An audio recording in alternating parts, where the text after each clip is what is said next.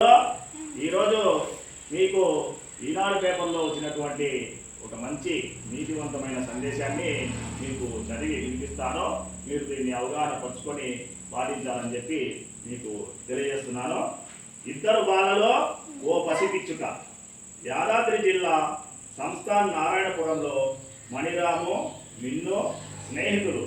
School నుంచి రాగానే మణిరాము పెరట్లోని నీటి తొట్టెలో చిన్న పిచ్చుక పడి కొన ఊపిరితో ఉండడాన్ని గమనించారు. ఎగరలేని స్థితిలో ఉన్న దానిని ఇద్దరు కలిసి బయటకు తీశారు.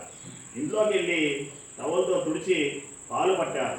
2 గంటల తర్వాత గుడి అడుగులతో ఎగిరే ప్రయత్నం చేయడంతో పెరట్లోకి తీసుకెళ్ళి వదిలారు. చిన్ని పిచ్చుక కిచకిచలు చేయడంతో తల్లి పిచ్చుక వచ్చి హక్కున చేర్చుకుంది. అంతలోనే కుర్రున ఎగిరిపోయి ఓ పురుగును నోట తీసుకొచ్చి చిన్ని పిచ్చుకకు తినిపించింది. వీటి అరుపులకు మరిన్ని పిట్టలు రావడంతో అన్నీ కలిసి ఎగిరిపోయాయి. ఈ క్రమంలో ట్యూషన్కు వెళ్ళడము ఆలస్యం కాగా టీచర్ అడగడంతో ఈ కథంతా చెప్పారు.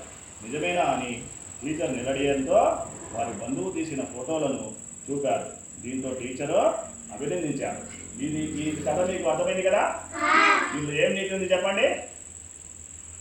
ఆపదలో ఉన్న వారిని ఆదుకోవాలి, ఆపదలో ఉన్న వారిని ఆదుకోవాలి అని ఈరోజు ఈనాడు పేపర్లో వచ్చినటువంటి మంచి సందేశంతో కూడినటువంటి చిన్ని కథను మీకు వినిపించాను. మీరు ఇలాంటి కథల్ని జాగ్రత్తగా విని అవగాహన పరుచుకొని ఆపదలో ఉన్న వారిని ఆదుకోవాలని చెప్పి మీకు తెలియజేస్తున్నాను. Thank you.